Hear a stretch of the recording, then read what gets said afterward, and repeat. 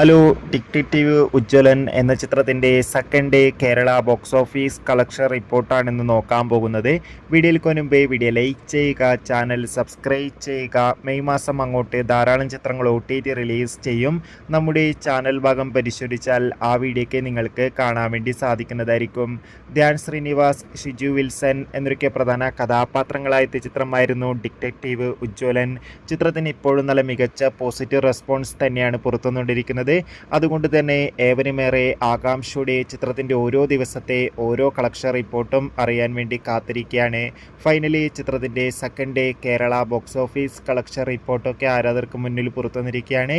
ഇന്നും ചിത്രത്തിന് അത്യാവശ്യം മികച്ചൊരു ബുക്കിംഗ് ആണ് കേരളത്തിൽ നടന്നത്. അതുകൊണ്ട് തന്നെ ഇന്ന് രണ്ടാം ദിവസം 1 കോടിക്കടുത്ത് വരെ കളക്ഷൻ നേടിയെടുക്കാൻ വേണ്ടി സാധിക്കുമെന്നാണ് ട്രാക്കിംഗ് റിപ്പോർട്ടുകൾ സൂചിപ്പിക്കുന്നത്. കാത്തിരിക്കാം കൂടുതൽ ബോക്സ് ഓഫീസ് കളക്ഷൻ റിപ്പോർട്ടിനായി. അടുത്തൊരു വീഡിയോയിൽ കാണുമ്പോൾ ഏവർക്കും ബൈ.